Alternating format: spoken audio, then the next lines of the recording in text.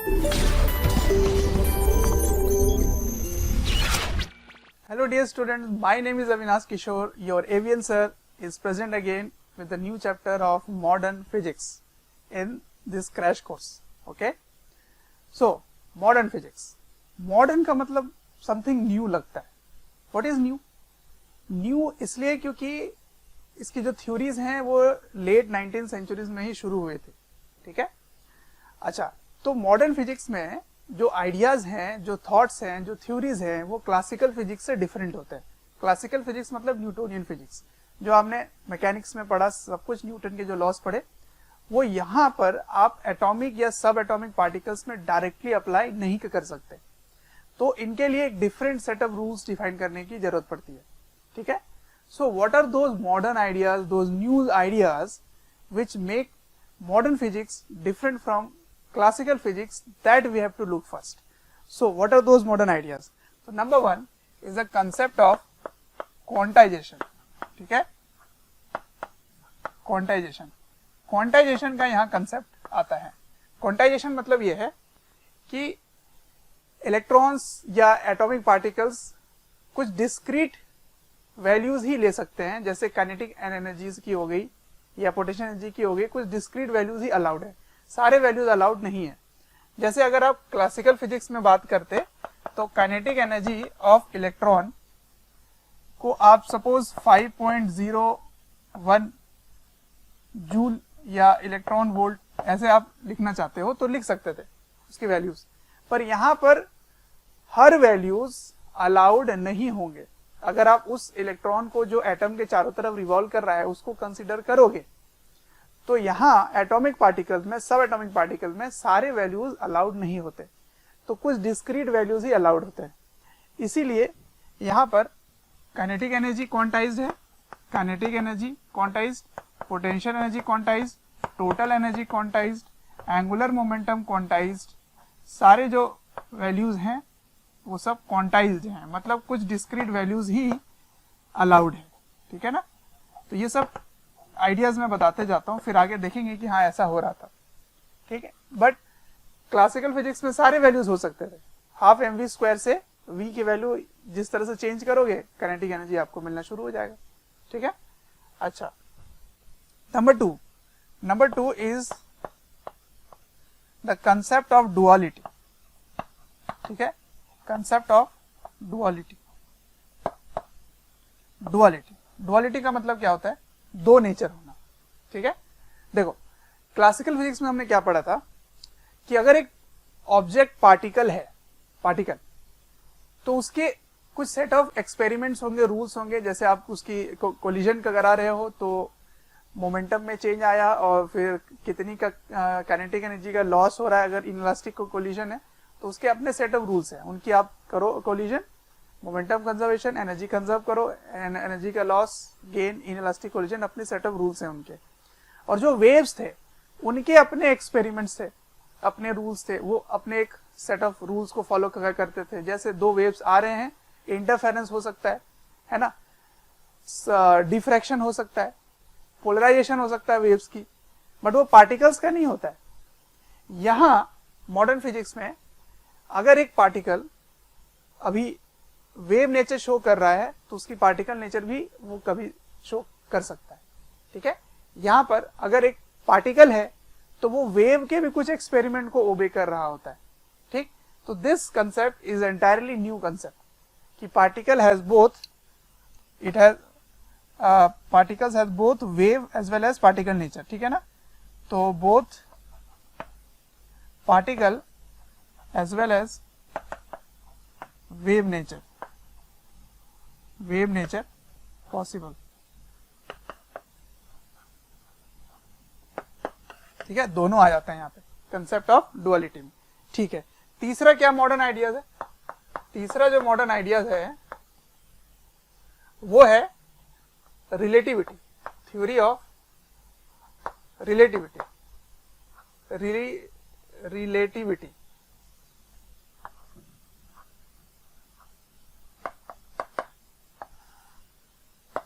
देखो, classical physics में जो रिलेटिविटी का कंसेप्ट यूज करते हैं वो Galilean theory of relativity use करते हैं.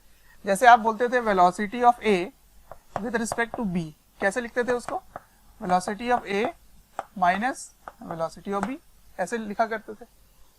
बट यहाँ जब अच्छा एक और बात, अगर क्लासिकल फिजिक्स में जब ऑब्जेक्ट मूव कर रहे होते हैं तो उसके मास कांस्टेंट होती है ना, उसके दो पार्टिकल के बीच का जो डिस्टेंस है, पार्टिकल का जो शेप है वो फिक्स रहता था, वो चेंज नहीं होता था। बट मॉडर्न फिजिक्स में जब वो पार्टिकल मूव करेगा तो यहाँ special theory of relativity applicable होगी, ठीक है, स्पेशल थ्योरी ऑफ रिलेटिविटी, ये इसमें आएगा। और वो क्या है, वो है ऐसे, जैसे आप जब ये मूव करेगा ना तो उसकी मास में चेंज आ जाएगी, ठीक है, उसके लेंथ में चेंज आएगा, लेंथ कॉन्ट्रैक्शन, टाइम डायलेशन, ठीक है, तो मास में चेंज आना शुरू हो जाएगा। ऑल्दो जब क्लासिकल फिजिक्स आप पढ़ते थे तो कोई भी दो ऑब्जेक्ट चल रहा होता था तो एक के रिस्पेक्ट में दूसरे को ऑब्जर्व करते थे तो उसके मास में कोई चेंज नहीं आता था, बट यहाँ पर मास में भी चेंज आना शुरू हो जाएगा।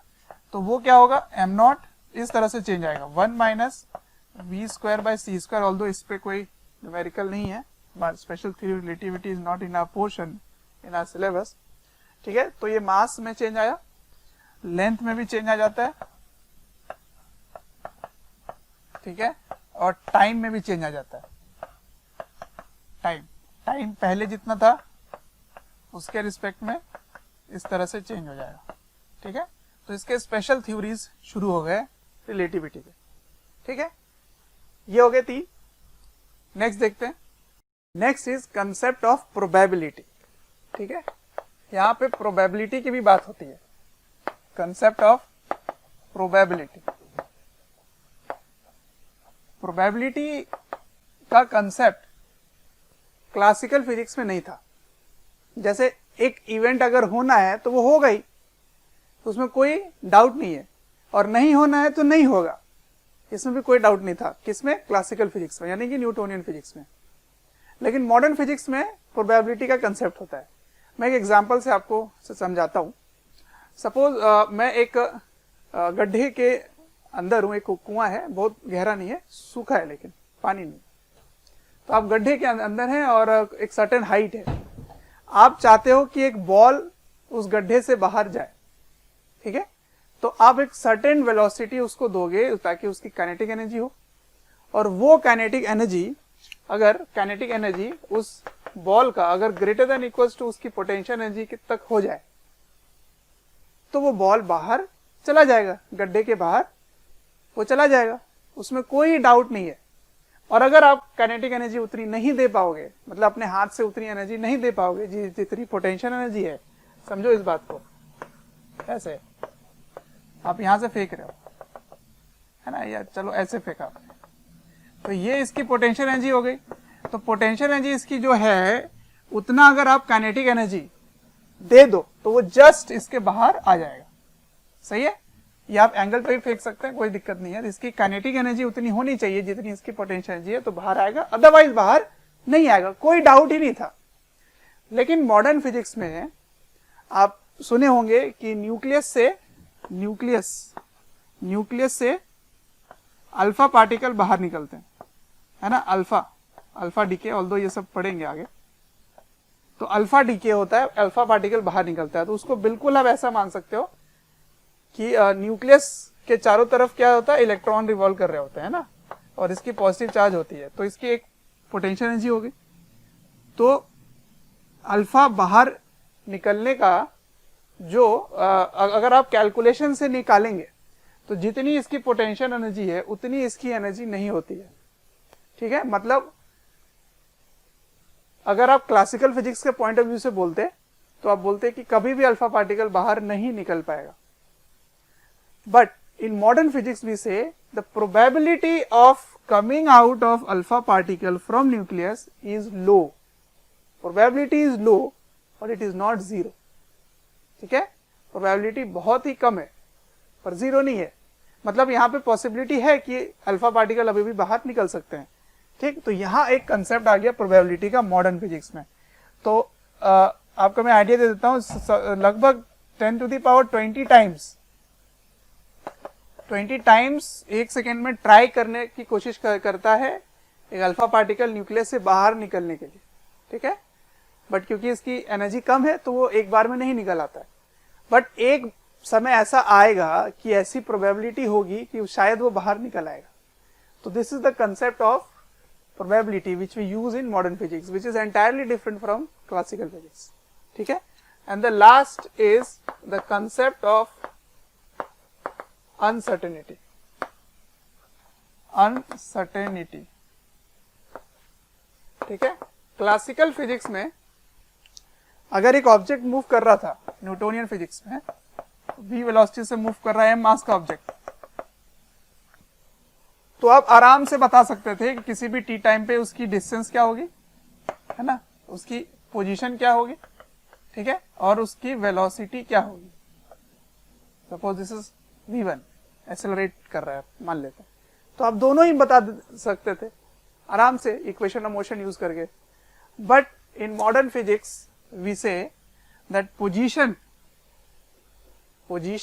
एंड वेलोसिटी, है ना, पोजीशन मोमेंटम जो है वो दोनों एक्यूरेटली आप एक साथ नहीं बता पाएंगे, कुछ ना कुछ एरर आ जाएगा, ठीक है। ये आप केमिस्ट्री में भी पढ़े होंगे एटॉमिक स्ट्रक्चर में, हाइजेनबर्ग अनसर्टेनिटी प्रिंसिपल, है ना, तो वो अनसर्टेनिटी का कंसेप्ट आ जाता है यहाँ पे, ठीक है। तो ये सारे जो कंसेप्ट है ये ही मॉडर्न फिजिक्स के आइडियाज जो न्यू है, जो मॉडर्न है, वो क्लासिकल से इसको सेपरेट बनाता है, डिफरेंट बनाता है, ठीक है।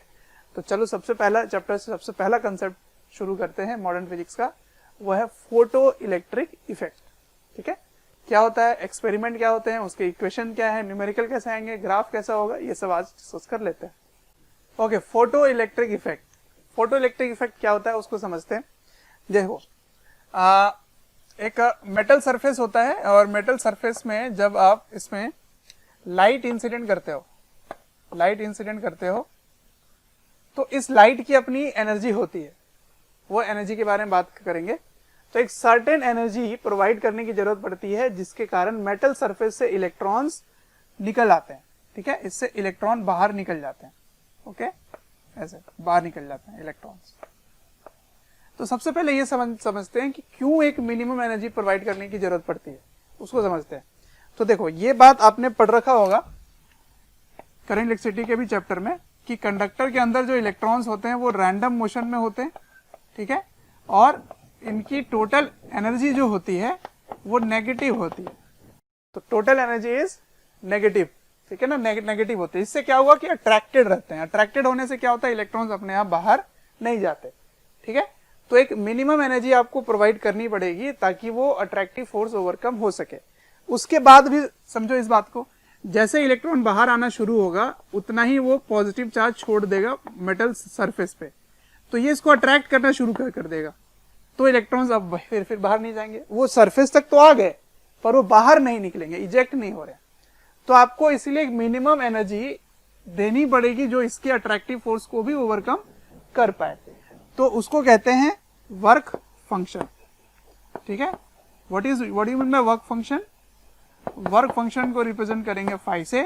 तो इसका मतलब क्या हुआ, it is the minimum energy which a photon should have in order to eject electrons from metal surface, ठीक है। मैं इसकी डेफिनेशन नहीं लिखा रहा, सिर्फ इतना समझ लो कि ये एक एनर्जी है, ये क्या है, एक मिनिमम एनर्जी है, minimum energy required to eject electron, ठीक है। कहां से? मेटल सरफेस से।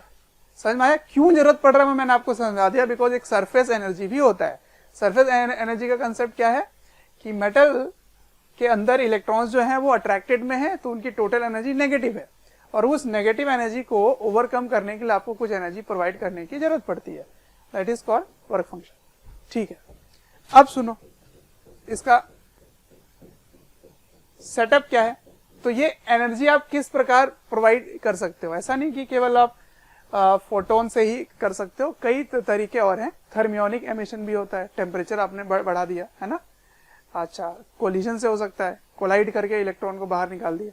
तो ये एनर्जी जो वर्क फंक्शन है, इतनी एनर्जी प्रोवाइड करने का हमारे पास डिफरेंट मेथड है। एक ही मेथड इस चैप्टर में पढ़ने वाले हैं और वो है फोटोन वाले, ठीक है ना। तो फोटो इलेक्ट्रिक इफेक्ट कंसेप्ट यही आने वाला है। तो what do you mean bye photo electric effect? With the help of photons. Photons का मतलब क्या है? It is a packets of energy. बहुत सारे एनर्जी हैं जो लाइट में पैकेट्स के फॉर्म में है। वो एनर्जी मेटल सरफेस पे जाके हिट होता है और मेटल से इलेक्ट्रॉन बाहर निकलते हैं और फिर उस इलेक्ट्रॉन को आप एक सेटअप में लगाओगे तो करंट भी मिल सकता है। अब वो सेटअप की बात करते हैं, वो एक्सपेरिमेंट की बात करते हैं। थैंक यू डियर स्टूडेंट्स, हमें ढेर सारा प्यार देने के लिए। डेली हजारों स्टूडेंट्स हमारे वीडियोस से लाभ उठा रहे हैं, उनको काफ़ी बेनिफिट पहुंच रहा है हमारे वीडियो लेक्चर से। आपसे एक रिक्वेस्ट है कि डिस्क्रिप्शन बॉक्स पे एक लिंक है, उस लिंक को क्लिक करें और अपनी एनरोलमेंट सुनिश्चित करें। और साथ ही जिनको स्टडी मटेरियल या फिर डाउट सेशन चाहिए वो प्रीमियम कोर्सेज के लिए भी एनरोल कर सकते हैं। चलो, तो सेटअप क्या है और एक्सपेरिमेंट क्या है मैंने यहाँ पे बनाया है। देखिए, मैंने एक यहाँ पर सेल यूज़ किया है जिसकी पोलैरिटी भी वेरिएबल है। आप अपने हिसाब से इसकी पोलैरिटी को स्विच कर सकते हो और इसकी जो ईएमएफ है वो भी वेरिएबल है ना। उसकी जो पोटेंशियल डिफरेंस है वो भी वेरिएबल है। ऐसा एक सेटअप है। अच्छा, यहाँ जो मैंने यूज़ किया है, ये यूज़ किया है सीजियम मेटल सरफेस यूज़ किया है जिसकी वर्क फंक्शन थोड़ी कम होती है ना। तो इससे इलेक्ट्रॉन निकालना आसान होता है। अच्छा, यहाँ एक क्वार्ट्ज की ट्यूब यूज करते हैं। क्वार्ट्ज ओपनिंग होती है यहाँ पे। क्वार्ट्ज का क्या काम है? क्वार्ट्ज का मतलब यह है कि इट इज ग्लास ट्यूब जो है ना वो अल्ट्रावायलेट रेज के लिए ओपेक होते हैं, लेकिन जो क्वार्ट्ज होते हैं वो अल्ट्रावायलेट के लिए ओपेक नहीं होते हैं, उनको आने दे देते हैं वो। ठीक है, इसलिए वो क्वार्ट्ज की ओपनिंग होती है यहाँ पे।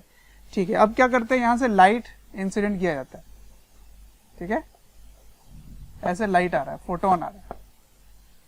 ये क्या करता है, यहां से इलेक्ट्रॉन को बाहर निकाल देता है ऐसे। ठीक, क्योंकि इसकी सर्टेन फ्रीक्वेंसी है, किसी सर्टेन फ्रीक्वेंसी के कॉरस्पॉन्डिंग ये जो लाइट की एनर्जी है वो इलेक्ट्रॉन्स को बाहर निकाल देता है। अब कुछ इलेक्ट्रॉन्स की इतनी एनर्जी होती है जो अपने आप ही यहाँ पे पहुंच जाता है इस प्लेट पर। ठीक है ना, इस प्लेट पर। और जो जिनकी एनर्जी उतनी सफिशिएंट नहीं है उनको यहां से हेल्प मिल जाता है। कैसे? ये देखो पॉजिटिव है तो इसकी पॉजिटिव टर्मिनल होगी और ये नेगेटिव है तो इसकी नेगेटिव पोलैरिटी होगी। तो ये इसको खींच लेगा। खींचने के बाद क्या होगा, यहां से इलेक्ट्रॉन ऐसे वायर के थ्रू होते हुए ऐसे इस तरह से इलेक्ट्रॉन्स जा रहे हैं, ऐसे होते होते इसके वायर के थ्रू बैटरी के पॉजिटिव टर्मिनल की तरफ पहुंच जाता है। उसके बाद आपने करंट इलेक्ट्रिसिटी में भी पढ़ा है कि बैटरी अपने एक्शन से इस इलेक्ट्रॉन को इधर शिफ्ट करता है और फिर ये एक लूप बन जाता है और ऐसे फ्लो होना शुरू हो जाता है। ठीक है, इलेक्ट्रॉन्स ऐसे मूव करने लग जाते हैं। अब इस तरह से मूव करने के बाद आप ये ऑब्जर्व करते हो कि इलेक्ट्रॉन के मूवमेंट के ऑपोजिट डायरेक्शन में करंट होता है। तो there is a current in this direction there is current. ठीक है, ऐसे इस इलेक्ट्रॉन के मूवमेंट के कारण करंट आ जाता है और ये करंट बिकॉज ऑफ फोटॉन्स आया, इसीलिए इसको बोलते हैं फोटो करंट। ठीक है, आईपी, फोटो करंट। तो फोटोन के बारे में पढ़ेंगे आगे। फोटोन क्या होता है, पैकेट्स ऑफ एनर्जी, उसकी प्रॉपर्टीज क्या होती हैं, ये सब मैं बताऊंगा आपको। और इसमें क्या हो रहा है कि जो इलेक्ट्रॉन्स है उस इलेक्ट्रॉन के मूवमेंट के कारण करंट मिल रहा है। अब कुछ ऑब्जर्वेशंस है। ठीक है, कुछ ऑब्जर्वेशंस है।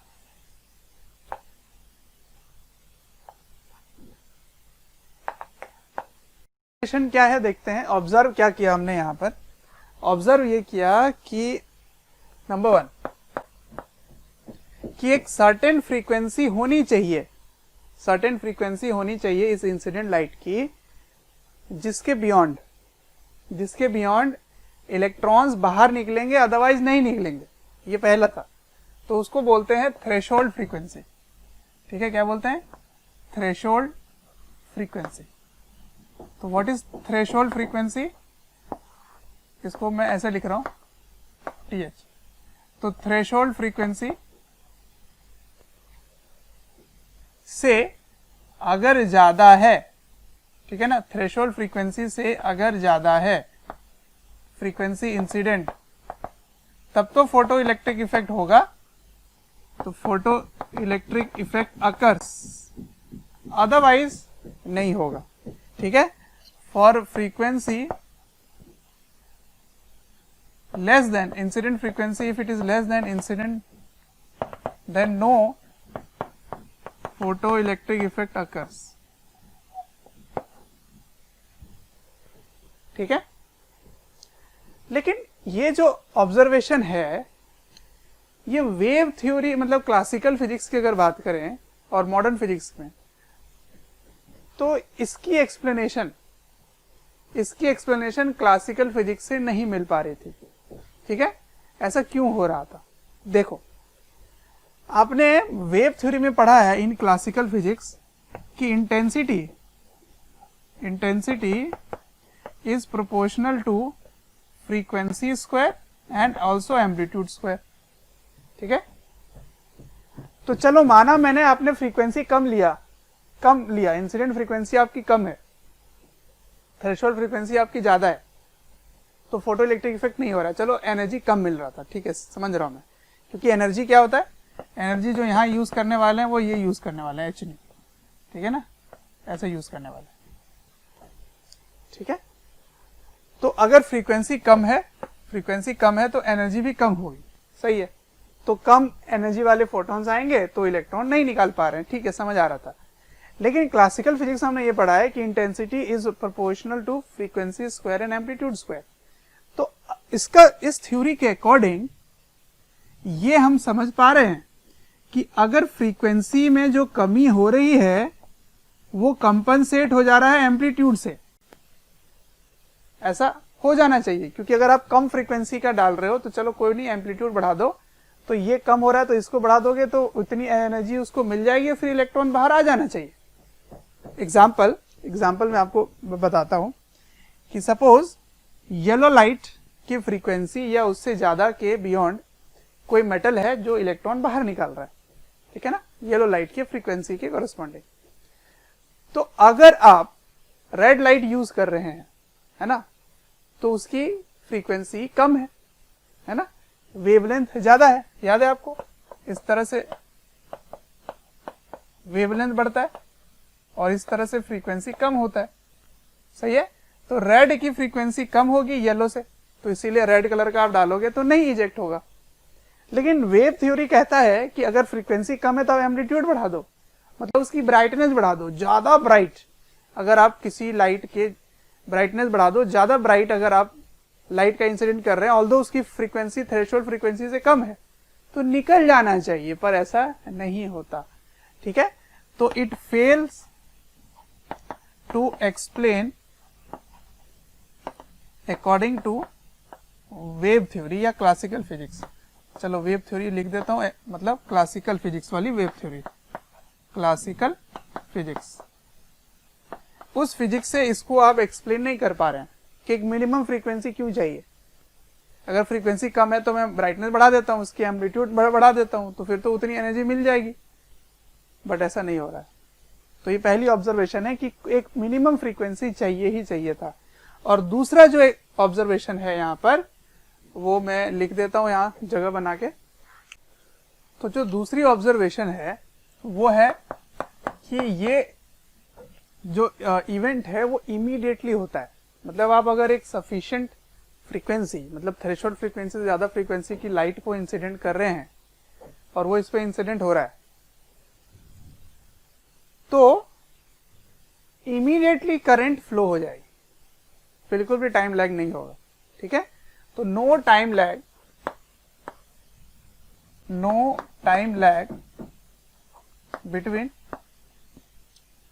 between ejection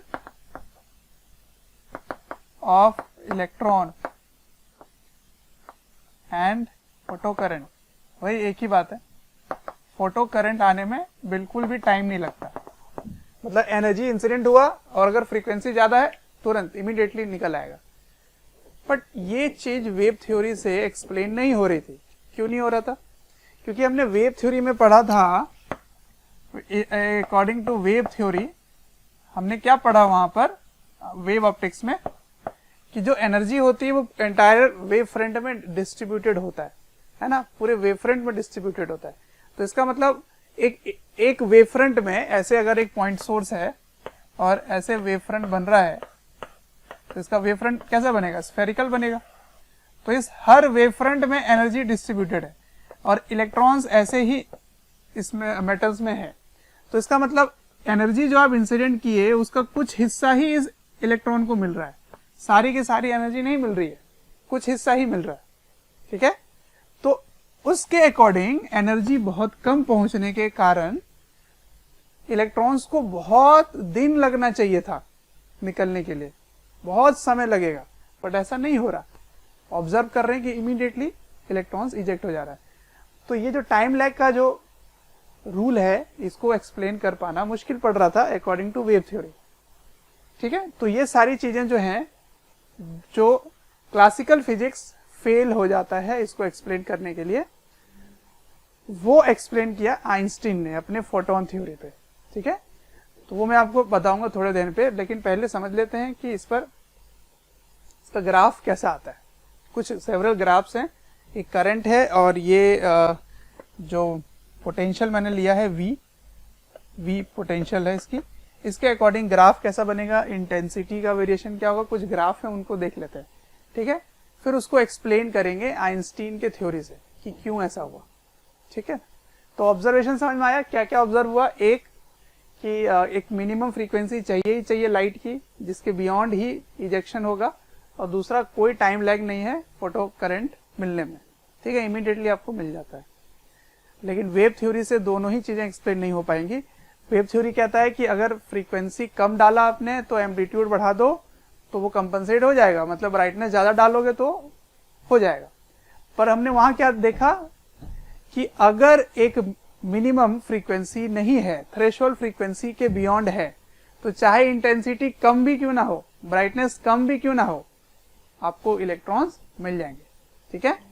और अगर फ्रीक्वेंसी कम है थ्रेशोल्ड फ्रीक्वेंसी से, लाइट की फ्रीक्वेंसी कम है थ्रेशोल्ड फ्रीक्वेंसी से, तो चाहे आप जितनी ब्राइटनेस डालो, जितनी इंटेंसिटी बढ़ाओ, इलेक्ट्रॉन बाहर नहीं आएगा, ठीक है। यही ऑब्जर्वेशंस को एक्सप्लेन करेंगे आइंस्टीन से। पहले मैं आपको ग्राफ वगैरह बताता हूं। चलो, तो ये मैं तीसरा ऑब्जर्वेशन भी बता सकता हूं, जैसे ऑब्जर्वेशन देख रहे थे ना, इसको आप तीसरा ऑब्जर्वेशन मान सकते हो, ठीक है। तो ये है प्लेट वोल्टेज, ये क्या है, प्लेट वोल्टेज जो आपने अप्लाई किया, इसको Vp लिख देता हूं। और ये फोटो करंट है जो इधर करंट मिल रहा है, इसके बीच में हमने ग्राफ बनाया। तो जब आपने प्लेट वोल्टेज कुछ भी बाहर से एक्सेलरेटिंग कुछ भी नहीं डाला था, इधर देखो पॉजिटिव है, ये पॉजिटिव है तो इसको बोलेंगे एक्सेलरेटिंग वोल्टेज, ठीक है। और इधर नेगेटिव है तो इसको बोलेंगे रिटार्डिंग पोटेंशियल,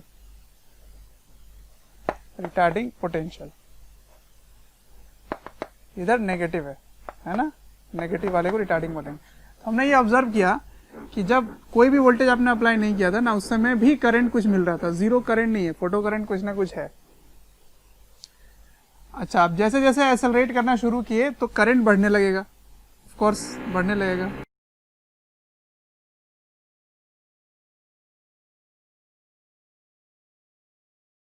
बढ़ते बढ़ते क्या होगा कि एक सैचुरेशन आ जाएगी कि इसके बियॉन्ड आपको करंट नहीं मिलेगा। देखो मेटल्स में तो इलेक्ट्रॉन फिक्स होंगे ना जो फ्री हैं, तो आप मैक्सिमम इलेक्ट्रॉन्स को ही बाहर निकाल सकते हो।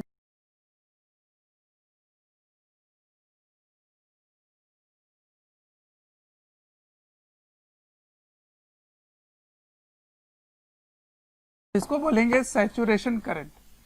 क्या बोलेंगे? सैचुरेशन करंट, ठीक है ना, IS। अब क्या हो रहा है कि मैं चाह रहा हूं कि वो करंट जो कुछ इलेक्ट्रॉन्स ऐसे थे जो खुद ब खुद इतनी एनर्जी थी वो पहुंच जा रहे थे जिससे करंट मिल रहा था, मैं चाह रहा हूं वो भी ना पहुंचे। प्यारे बच्चों, जब मैं कमेंट सेक्शन में जाता हूं तो कुछ ऐसे लाइन है, कुछ ऐसे कमेंट्स हैं जो काफ़ी कॉमन है, और वो ये हैं कि सर एक इस चैप्टर का इस टॉपिक के बारे में वीडियो बना दें या इस टॉपिक को थोड़ा सा इलेबोरेट करके समझा दें। तो प्यारे बच्चों, मैं आपसे रिक्वेस्ट करना चाहता हूं कि सबसे पहले तो हमारे चैनल को सब्सक्राइब करें और बेल आइकन को हिट करें। इससे क्या होगा कि कोई भी नोटिफिकेशन आप मिस नहीं करेंगे। मैं ये इसलिए कह रहा हूँ क्योंकि जिस टॉपिक के बारे में आप पूछ रहे होते हैं या आप रिक्वेस्ट कर रहे होते हैं वो हमारे चैनल्स में ऑलरेडी वीडियोज़ हैं। आप अगर चैनल विजिट करेंगे तो प्लेलिस्ट भी बने हुए हैं, और प्लेलिस्ट से आप अपने जो डिमांड है, जो आपके पर्टिकुलर टॉपिक्स है, उनको आप विजिट करके पढ़ सकते हैं। तो मुझे क्या करना होगा, इस पोटेंशियल को नेगेटिव और करना पड़ेगा ताकि इलेक्ट्रॉन्स की एनर्जी इधर आना शुरू हो जाए। ठीक है, तो एक समय में क्या होगा, रुक जाएगा ये। तो ऐसा कुछ ग्राफ आता है, ऐसे, इसको मिटा देता हूं। ठीक है, तो ये जो जहां पर आपने बिल्कुल जीरो करंट कर दिया उसको बोलते हैं स्टॉपिंग पोटेंशियल। क्या बोलते हैं, वो पोटेंशियल जिसके कॉरस्पॉन्डिंग करंट जीरो हो जाए, that is called stopping potential. तो this is a negative potential जिसके जिसकी जरूरत पड़ेगी इलेक्ट्रॉन्स को रोकने के लिए, मतलब कोई भी करंट ना मिले।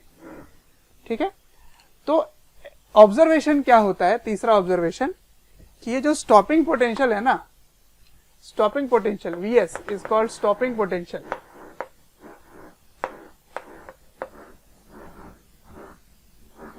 This stopping potential is independent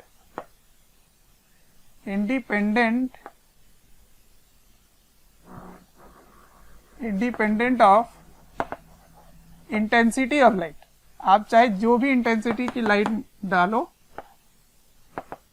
intensity of light, Vs is independent of intensity of light. ठीक है, अच्छा, तो इंटेंसिटी बढ़ाने से क्या होगा, ज्यादा एनर्जी मिलेगा, तो इलेक्ट्रॉन्स जो नहीं निकल पा रहे थे वो भी अब निकल जाएंगे, तो सैचुरेशन करंट बढ़ जाएगा। ठीक है, बट सैचुरेशन करंट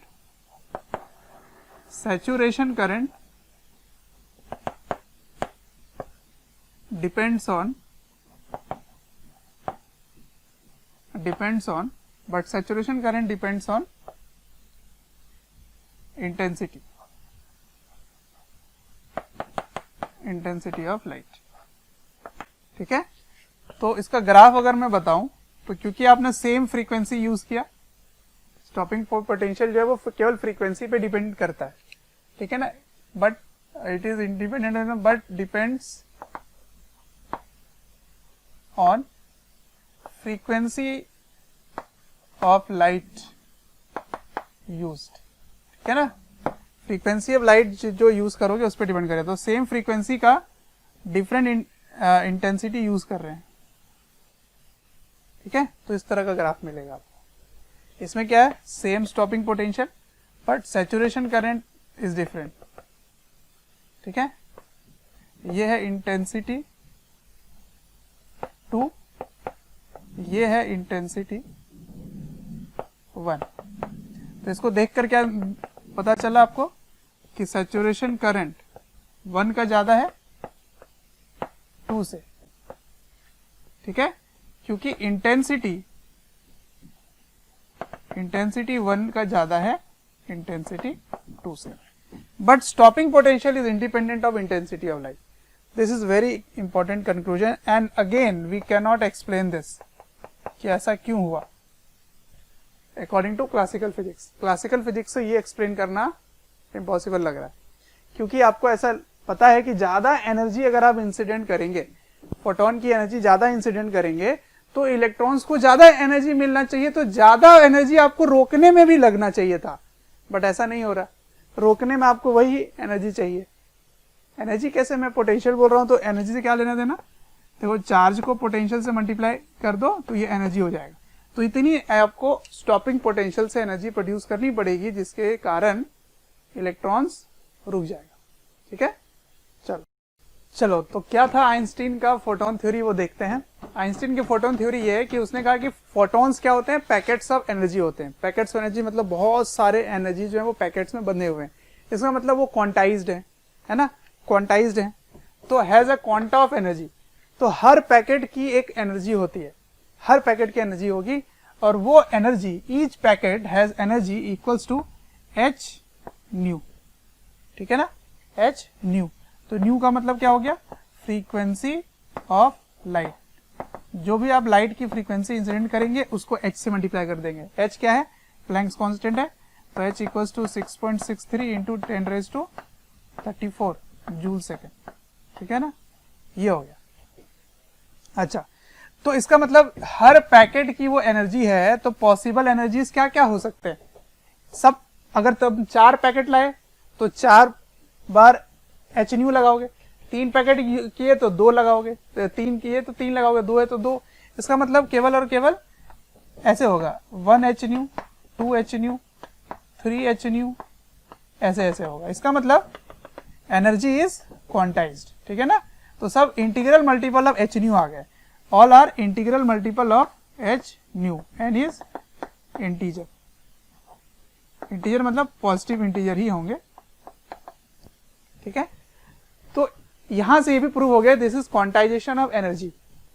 तो क्वांटाइजेशन ऑफ एनर्जी का कंसेप्ट कैसे आया कि जितने भी पैकेट्स हैं उनकी एनर्जी इंडिविजुअल जो है वो एच न्यू है। तो 4 पैकेट है तो 4 बार एच न्यू आ जाएगा, है ना। इसी तरह से बढ़ना शुरू हुआ। अब सुनो, इंटेंसिटी का कंसेप्ट बिल्कुल ही चेंज हो गया, बिल्कुल चेंज हो जाएगा। कैसे? आपको एनर्जी पता है इतना है, आप नंबर डेंसिटी ले लो, तो number of photons per unit area per unit time multiply by number multiply by energy, तो बन जाएगा इंटेंसिटी। एन क्या है? एन का मतलब है number of photons per unit area per unit time, per unit time is called number density. तो intensity क्या होता है? इंटेंसिटी होता है n h nu, n h nu होता है, ठीक है ना। अब सुनो, उसका कंसेप्ट था कि हर फोटोन इंडिविजुअली इलेक्ट्रॉन को एनर्जी देगा। मतलब अगर आपके 10 फोटोन आए तो 10 फोटोन 10 इलेक्ट्रॉन्स को अपनी एनर्जी देगा। तो एक फोटोन एक ही इलेक्ट्रॉन को एनर्जी देने वाला है, ठीक है। और किस तरह से देगा?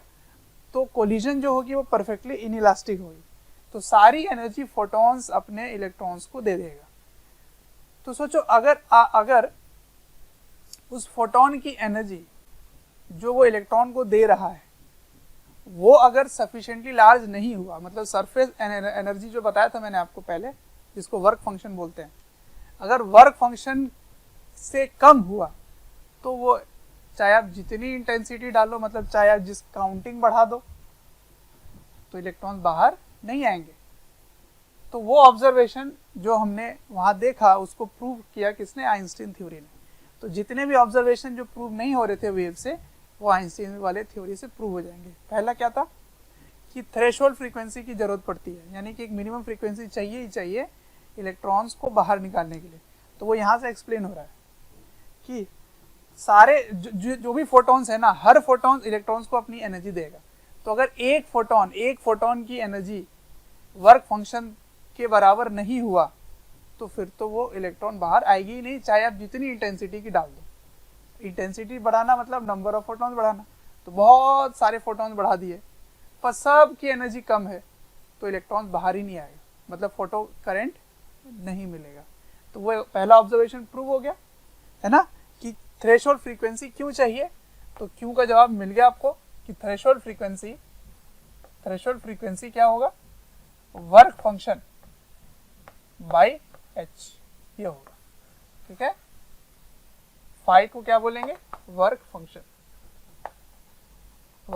तो दिस इज फर्स्ट कंक्लूजन, ठीक है ना। एच आपका वही प्लैंक कांस्टेंट हो गया। कैसे निकाल रहा हूं मैं कि एक मिनिमम एनर्जी चाहिए तो एच इंटू न्यू वो हो गया एनर्जी, और वो एनर्जी की कितनी चाहिए? जितनी मेटल की वर्क फंक्शन है। तो अगर उसके कॉरेस्पॉन्डिंग आप फ्रीक्वेंसी डाल रहे हो तब तो वो निकल जाएगा। इसका मतलब photo electric effect is possible,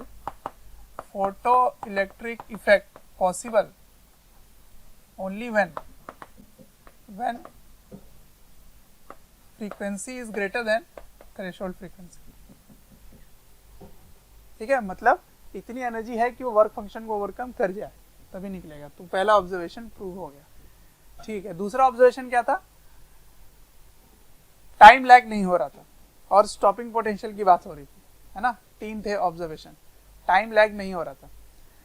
तो टाइम लैग क्यों नहीं हो रहा था उसका आपको यहाँ से जवाब मिल जाएगा कि अगर कोलिजन हो रहा है और सारी एनर्जी उसको मिल रही है ना, तो वो अगर वर्क फंक्शन के बियॉन्ड वो बाहर आ गया फिर तो वो खिंच जाएगा और वो निकल जाएगा, ठीक है।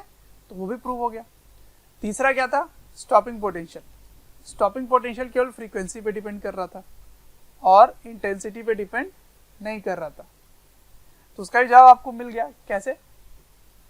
कि अगर फ्रीक्वेंसी ज़्यादा है ना, अगर फ्रीक्वेंसी ज़्यादा है तो अपनी सारी एनर्जी दे चुका है वो फोटॉन्स इलेक्ट्रॉन्स को, तो उन्हीं इलेक्ट्रॉन्स को आपको रोकने के लिए स्टॉपिंग पोटेंशियल भी ज़्यादा लगाना पड़ेगा। इसका मतलब फ्रीक्वेंसी के कॉरस्पॉन्डिंग ये काम हो रहा है, इंटेंसिटी के नहीं, क्योंकि इंटेंसिटी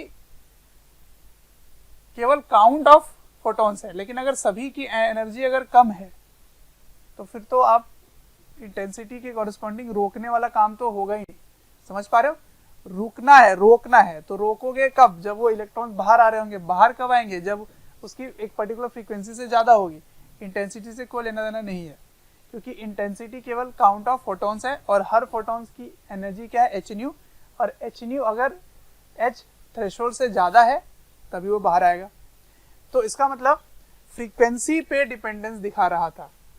तो ये ग्राफ आप बना लीजिए कि अगर स्टॉपिंग पोटेंशियल किस पे डिपेंड कर रहा है? फ्रीक्वेंसी पे। ठीक है, अगर इंटेंसिटी सेम है तो ऐसा ग्राफ बनेगा। इंटेंसिटी सेम है तो सैचुरेशन करंट सेम मिलेगा, है ना। यहाँ पे क्या मिलेगा? सेम इंटेंसिटी, इंटेंसिटी सेम है लेकिन फ्रीक्वेंसी अलग अलग है।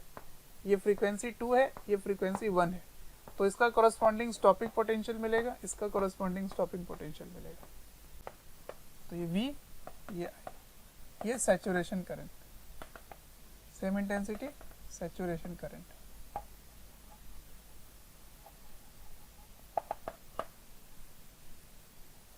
ठीक है ना। तो सैचुरेशन करंट सेम मिला। क्यों मिला सेम? क्योंकि इंटेंसिटी सेम। ठीक है, तो threshold frequency depends on frequency, stopping potential, sorry, stopping potential depends on, stopping potential depends on frequency.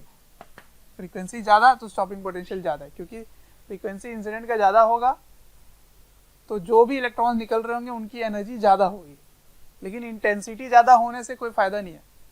अगर आप पर्टिकुलर फ्रीक्वेंसी नहीं लेते हो तो कोई फायदा नहीं है, क्योंकि आप इंटेंसिटी ज्यादा करोगे तो इलेक्ट्रॉन्स जो बाहर निकलेंगे उनकी काउंटिंग बढ़ जाएगी, लेकिन हर फोटोन की एनर्जी फिक्स रहेगी। क्यों?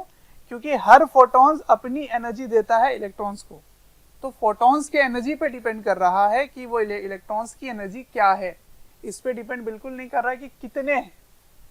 इसलिए इंटेंसिटी पे स्टॉपिंग पोटेंशियल डिपेंड नहीं कर रहा, ये आइंस्टीन का कहना था। ठीक है, तो एक्चुअल ग्राफ जो देखा जाए वो ऐसा बनता है, किसका? स्टॉपिंग पोटेंशियल वर्सेस फ्रीक्वेंसी का। ठीक है, तो ये हो गया फ्रीक्वेंसी और थ्रेशोल्ड फ्रीक्वेंसी और स्टॉपिंग पोटेंशियल, है ना। तो स्टॉपिंग पोटेंशियल वर्सेस फ्रीक्वेंसी, इसका ग्राफ ऐसा होगा। ठीक है, तो एक ऐसा हो रहा है कि जब स्टॉपिंग पोटेंशियल 0 है तब भी एक फ्रीक्वेंसी चाहिए। ठीक है, और 0 करने के लिए, स्टॉपिंग पोटेंशियल 0 करने के लिए, तो फ्रीक्वेंसी को 0 करने के लिए एक चाहिए होगा। मैं इसको ग्राफ को बता देता हूँ आपको कैसे आया, इसकी मैथमेटिक्स बता देता हूँ। ये बस अभी ऑब्जर्वेशन था, इसकी मैथमेटिक्स बताता हूँ कैसे आता है। तो काम की चीज क्या है यहाँ पर? ये सारी बातें हैं जो आइंस्टीन ने बताया अपने थ्योरी के अकॉर्डिंग। ठीक है, चलिए तो आइंस्टीन की फोटो इलेक्ट्रिक इक्वेशन क्या है वो देखते हैं। देखो, हमने क्या ऑब्जर्व किया कि यहाँ पर जब एक एनर्जी आप इंसिडेंट करते हैं तो यहाँ से इलेक्ट्रॉन बाहर निकलते हैं। सही है, तो अगर आपने न्यू फ्रीक्वेंसी का लाइट इंसिडेंट किया तो इस इलेक्ट्रॉन को जो एनर्जी मिल रही है वो इसी के कॉरस्पॉन्डिंग मिल रही है। तो आप समझो आपने एनर्जी कितना इंसिडेंट किया था? H new. तो इसकी कुछ एनर्जी तो इसके वर्क फंक्शन को ही ओवरकम करने में चला जाएगा, तो एनर्जी बचा कितना? Minus work function. तो जो एनर्जी बचा वो किसको मिल गया है? इलेक्ट्रॉन्स को। तो ये उसकी क्या हो जाएगी? काइनेटिक एनर्जी हो जाएगी। तो मेरे ख्याल से तो ये मैक्सिमम काइनेटिक एनर्जी होगी। ठीक है, क्योंकि ये ऑब्जर्व हो रहा है कि इससे भी कुछ इलेक्ट्रॉन्स की कम एनर्जी हो सकती है, क्योंकि आप जब इसको स्टॉपिंग पोटेंशियल का ग्राफ देखें तो वो ग्रेजुअली फॉल कर रहा था, एकदम से फॉल नहीं कर रहा था। तो कुछ इलेक्ट्रॉन्स ऐसे हैं जो पहले पहुंच जाएंगे जिसकी एनर्जी कम होगी, कुछ इलेक्ट्रॉन्स ऐसे होंगे जो थोड़ी ज़्यादा होगी लेकिन इससे ज़्यादा नहीं हो सकती। तो this is the maximum possible kinetic energy for an electron which is ejected. So kinetic energy of electron is less than equals to 0 and greater than equals to ke max, और ये इतना होगा। ठीक है, समझ में आया मैं क्या बोलना चाह रहा हूँ? ठीक है, अब सुनो यहाँ पर अगर स्टॉपिंग पोटेंशियल की बात करते हैं, स्टॉपिंग पोटेंशियल की बात करते हैं बच्चों, अगर हमारे वीडियोस आपको पसंद आते हैं, आपको हमारी जो मेहनत है वो आपको अच्छी लगती है, तो आप हमारे वीडियोस को ज़रूर लाइक करें और शेयर करें। शेयर इसलिए मैं करने बोल रहा हूँ क्योंकि आपके शेयर करने से ज़रूरतमंद बच्चों तक ये वीडियोस पहुँच सकता है, जिनको एक पर्टिकुलर टॉपिक काफ़ी वीक लग रहा है या एक ऐसा चैप्टर है जिसके बारे में एक पर्टिकुलर टॉपिक उनको अच्छे से पढ़ना है, तो उन तक पहुँच सकता है ये। अंत में मैं आपसे यही कहना चाहूँगा कि आपके स्नेह, अफेक्शन, प्यार देखकर हमारी पूरी मोशन की टीम काफ़ी मोटिवेटेड है आपको क्वालिटी कंटेंट देने के लिए। तो स्टॉपिंग पोटेंशियल क्या है कि अगर सारे इलेक्ट्रॉन्स को आप भेज दो नेगेटिव टर्मिनल के तरफ, मतलब बिल्कुल भी इलेक्ट्रॉन मूव ना करे, तो वो स्टॉपिंग पोटेंशियल कहलाएगा। तो अगर आप मैक्सिमम काइनेटिक एनर्जी जिस इलेक्ट्रॉन की है उस तक भेज दिए, तब तो उसके नीचे जितने भी हैं सारे के सारे पहुंच जाएंगे नेगेटिव टर्मिनल पे, मतलब जीरो करंट मिलेगा। तो इसका मतलब स्टॉपिंग पोटेंशियल क्या होगा? स्टॉपिंग पोटेंशियल अगर Vs है तो stopping potential EVS should be equal to K max. सही है, तो चलो इसको सॉल्व करते हैं। क्या आता है देखो ध्यान से, तो EVS equals to K max. K max क्या हो गया? H nu minus work function. तो what is stopping potential equals to H by e into frequency minus work function. तो देखो मैंने कहा था कि अभी मैं मैथमेटिक्स बताऊंगा, वहां पे जो ग्राफ था ये आपको दिख गया कि अगर ये y है और ये x है तो ये इसकी क्या हो गई? स्लोप। क्या हो गई है? स्लोप। तो इसकी इक्वेशन कैसी बनेगी? इसकी इक्वेशन बनेगी इंटरसेप्ट कितना है? नेगेटिव। तो नेगेटिव यहाँ पर है, ये क्या है? Work function. ठीक है, नेगेटिव में है। तो यही चीज ऐसे ग्राफ बना था, किसके versus? Stopping potential versus frequency. तो फ्रीक्वेंसी ऑफ लाइट ज़्यादा यूज करोगे तो ज़्यादा एनर्जी आपको रिक्वायर्ड होगी उसको रोकने के लिए। ठीक है, तो stopping potential only depends on frequency of light. This observation is proved bye Einstein energy photo electric energy equation. ठीक है, तो ये वाली इक्वेशन जो है वो आपको बहुत ही ज़्यादा इंपॉर्टेंट है इस चैप्टर का, इस पे काफ़ी क्वेश्चन आए हुए हैं। स्टॉपिंग पोटेंशियल चेंज करके फ्रीक्वेंसी के साथ रिलेटेबल आता है। ठीक, ये हो गई बात, इसको नोट डाउन करें। अच्छा, इंटेंसिटी का क्या रिलेशन था? इंटेंसिटी आप याद करो कि अगर इंटेंसिटी बढ़ाओगे तो नंबर ऑफ फोटॉन्स जो इजेक्ट हो रहे हैं वो बढ़ेंगे, नंबर फोटॉन्स जो इंसिडेंट हो रहे हैं वो बढ़ेंगे। तो अगर वो बढ़ेंगे तो इलेक्ट्रॉन्स भी बढ़ेंगे, इलेक्ट्रॉन्स बढ़ेंगे तो सैचुरेशन करंट भी बढ़ने लगेगा या फोटो करंट बढ़ने लगेगा। तो इंटेंसिटी का केवल सैचुरेशन करंट के साथ रिलेशन है। तो इंटेंसिटी वर्सेस फोटो करंट, इधर इंटेंसिटी आएगा। तो इंटेंसिटी बढ़ा रहे हो तो आपको सैचुरेशन करंट मिलेगा ज़्यादा। ठीक है, सैचुरेशन करंट ये ज़्यादा मिलेगा, अदरवाइज और कुछ भी नहीं होने वाला चाहिए। ठीक है, इंटेंसिटी पे क्या डिपेंड नहीं करेगा? स्टॉपिंग पोटेंशियल डिपेंड नहीं करेगा। इंटेंसिटी पे डिपेंड क्या करेगा? तो केवल सैचुरेशन करंट। इंटेंसिटी बढ़ाओगे सैचुरेशन करंट बढ़ेगी। अब इस ग्राफ को देखो ध्यान से, इस ग्राफ का स्लोप क्या है? ये स्लोप h बाई ई है। तो इसका मतलब ये जो tan थीटा है वो कांस्टेंट रहेगा, स्लोप इज कांस्टेंट क्योंकि किसी पे डिपेंड नहीं कर रहा है, h by E is constant, ये स्लोप है। तो इसका मतलब एक और मेटल में बना दूं तो उस मेटल की वर्क फंक्शन डिफरेंट होगी, लेकिन ये जो एंगल बनेगा वो उसमें भी सेम होगा। अगर ये मेटल 1 है और ये मेटल 2 है तो इन दोनों का स्लोप सेम है क्योंकि फिर थीटा भी सेम होगी। क्लियर है? मेटल डिफरेंट है तो स्टॉपिंग पोटेंशियल वर्सेस फ्रीक्वेंसी का ग्राफ ऐसा होता है। ग्राफ पे भी क्वेश्चन काफ़ी आए हुए हैं। चलिए इसको नोट डाउन कर लीजिए। अब आगे बढ़ते हैं और देखते हैं कुछ फोटॉन्स की प्रॉपर्टीज़ हैं और एनर्जी कैलकुलेशन के लिए, क्विक कैलकुलेशन के लिए क्या फॉर्मूला बनेगा। ठीक, चलो कुछ प्रॉपर्टीज देखते हैं फोटॉन्स की। फोटॉन्स जो है वो स्पीड ऑफ लाइट के स्पीड से चलते हैं ना, 3 × 10⁸ मीटर पर second. Rest mass of photon 0 माना जाता है। तो इफेक्टिव मास निकालेंगे कैसे, E/c² से। कैसे निकाला, ये आइंस्टीन की एनर्जी इक्विवेलेंस होता है E = mc²। तो इफेक्टिव मास एनर्जी/c² से आप निकाल सकते हो, इफेक्टिव मास इतना होगा। अच्छा, क्विक कैलकुलेशन के लिए एनर्जी का फॉर्मूला क्या होगा, जैसे hc/λ है, h न्यू भी है, एनर्जी का फॉर्मूला होगा E = h न्यू, न्यू की जगह c/λ लिख सकते हैं। तो h की वैल्यू होती है 6.67 10⁻⁻34 -34 होगा, ठीक है, इसको ध्यान रखना, -34 होगा, ठीक है, करेक्ट कर लेना, -34। c की वैल्यू होगी 3 × 10⁸ मीटर पर सेकेंड। तो इसको अगर सॉल्व करोगे तो अगर ये मीटर में है तो ये जूल में होगा, ठीक है, लेकिन मैं चाहता हूं इसको इलेक्ट्रॉन वोल्ट में रखना, तो मुझे इसको 1.6 × 10⁻⁻19 से डिवाइड करना पड़ेगा, तो ये बन जाएगा इलेक्ट्रॉन वोल्ट। तो इस पूरे नंबर को जब सॉल्व करोगे ना तो इसका नंबर निकल के आता है, बड़ा ही अच्छा नंबर निकल के आता है, वो होता है 12400 होगा। तो फिर ये किस में होगा, लैम्डा इन एंगस्ट्रॉम, और ये किस में आएगा, इलेक्ट्रॉन वोल्ट में, ठीक है ना।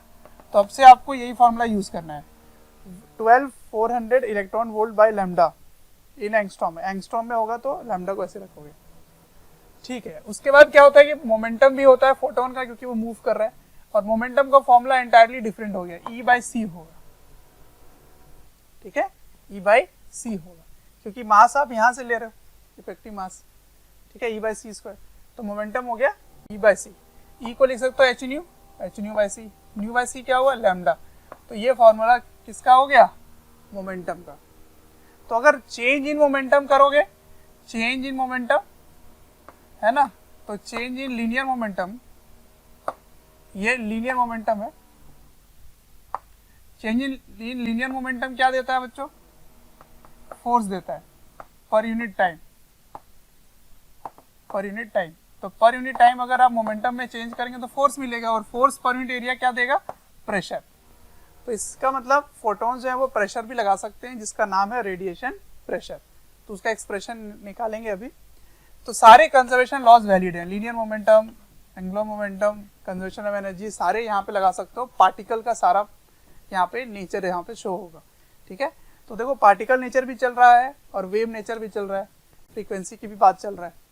तो देखो यहाँ पे जो लीनियर मोमेंटम है वो h न्यू की वैल्यू होल्ड कर रहा है, और ये एक क्वांटाइज वैल्यू है, energy is quantize value, therefore linear momentum is also quantize. तो सारे क्वांटाइजेशन चीजें यहाँ पे वैलिड हो रही हैं, डुअलिटी भी हो रहा है ना, रिलेटिविटी भी चल रहा है, स्पेशल थ्योरी ऑफ रिलेटिविटी है, ठीक है। तो ये सारी चीजें आपको कैलकुलेशन ऑफ न्यूमेरिकल में काम आएगा, इंपॉर्टेंट चीजें हैं, ठीक है। तो रेडिएशन प्रेशर देख लेते हैं, फिर कुछ न्यूमेरिकल देख लेते हैं, फिर क्लोज। रेडिएशन प्रेशर, देखो रेडिएशन प्रेशर में मैं दो केस लेता हूँ, perfectly reflecting and perfectly absorbing.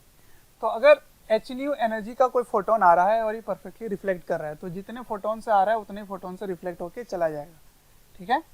तो चेंज कितना निकालोगे, इस डायरेक्शन को मैंने प्लस ले लिया था, है तो ये वेक्टर क्वांटिटी, तो P final minus P initial, P final क्या है, h न्यू/c, इनिशियल क्या है, माइनस h न्यू/c, तो चेंज कितना आ गया, 2h न्यू/c, ठीक है। अच्छा, तो अगर n फोटॉन्स अराइव हो रहा है पर unit area per unit time, capital N, ठीक है, तो चेंज इन मोमेंटम पर unit time per unit area, समझना इस बात को। तो ये चीज क्या हो गया, फोर्स, ये तो फोर्स हो गया, फोर्स बाय एरिया क्या हो गया, प्रेशर।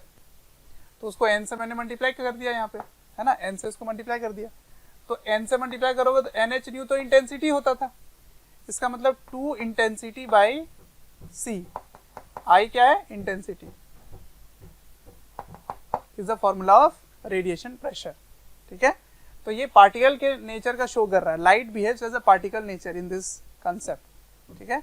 अच्छा, जब एब्जॉर्बिंग होगा तो क्या होगा, केवल इंसिडेंट ही हुआ तो फाइनल 0 हो गया, इनिशियल h न्यू हुआ, तो चेंज कितने का है, h न्यू/c। तो प्रेशर क्या लिख सकते हो, I/c, बस यहाँ से 2 हट जाएगा, मैं सारा काम नहीं कर रहा, सिंपल बोल रहा हूँ।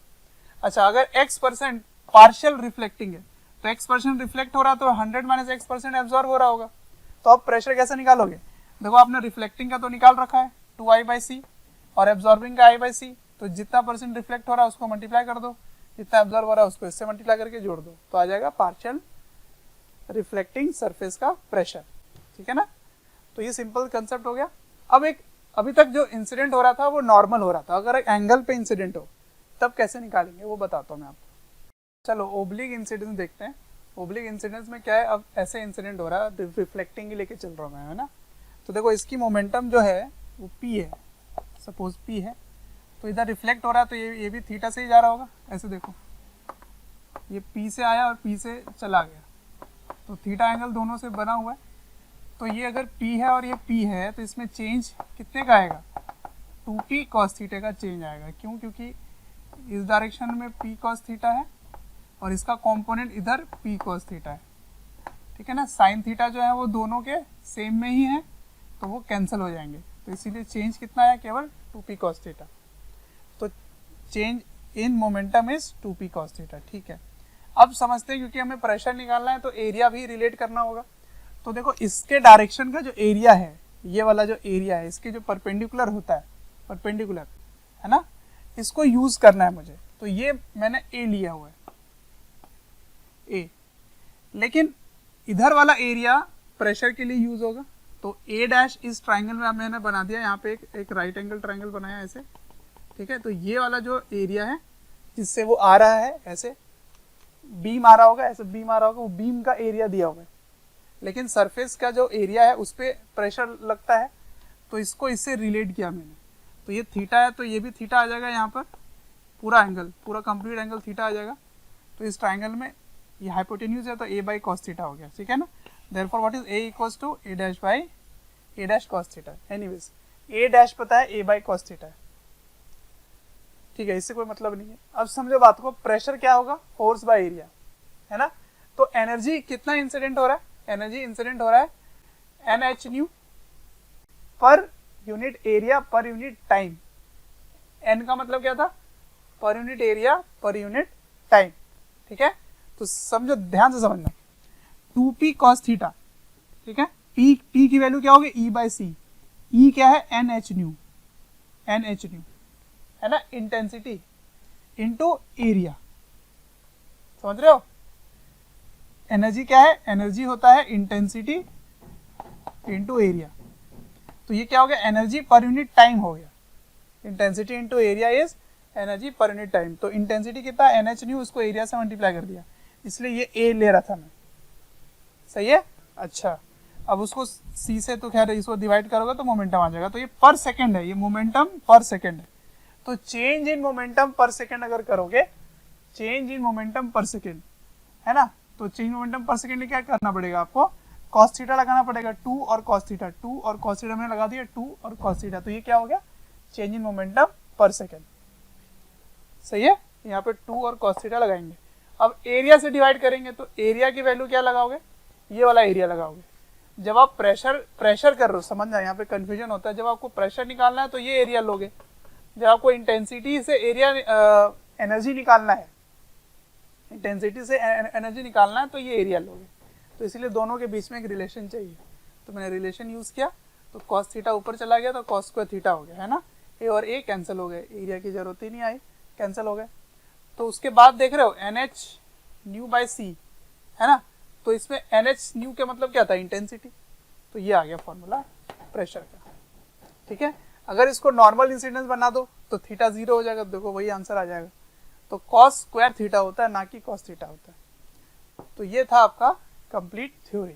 ठीक है, तो इस पर क्वेश्चंस हैं काफ़ी, आपको प्रैक्टिस भी करना है इस पर। एक क्वेश्चन मैं आपको करा देता हूँ।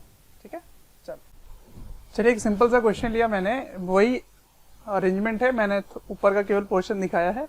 4000 एंगस्ट्रॉम की लाइट वेवलेंथ है जिसकी इंसिडेंट की जा रही है, और ये सीजियम का बना हुआ है जिसका वर्क फंक्शन 2.2 इलेक्ट्रॉन वोल्ट है।